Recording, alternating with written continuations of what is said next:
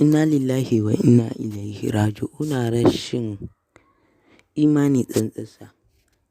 Masu sauraro kamar yadda kuke gani 'yan bindiga sun shiga wani gari a cikin Zamfara inda suka fatattaki mutane suka yi kaca-kaca da su kuma suka kwashe dukiyoyinsu da dabbobinsu suka ƙarar musu da rayuwarsu a kan doron duniya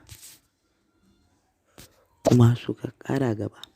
Waɗannan 'yan bindiga sun zo sun yi wannan ta'addanci.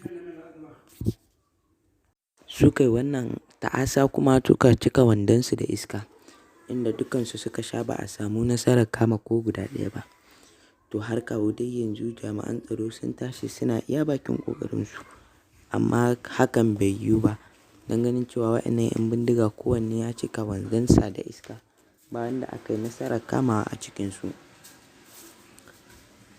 To wannan dai abin mamaki ne dan ganin cewa waɗannan 'yan bindiga suna amfani da makamai ne na zamani wanda hakan bai kamata a ce suna yi ba don kasancewarsu ƙauyawa ko ina za su samu waɗannan makamai. To amma dai kamar yadda muka ji daga bakin wani ɗaya daga cikinsu ya ce manya ne suke ba su wannan makamai. Amma in ka danna subscribe ka biyo mu akan wani bidiyo namu na gaba za mu sa maka wannan bidiyo da kuma za su kawo lissafin manyan da suke raba musu makamai don addabar wannan ƙasa tamu.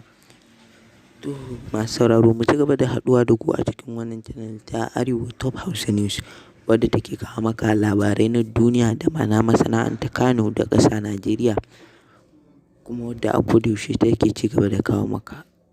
Ku ci gaba da danna mana subscribe don samun bidiyoyinmu. Mun gode mu haɗu a wani bidiyo na gaba.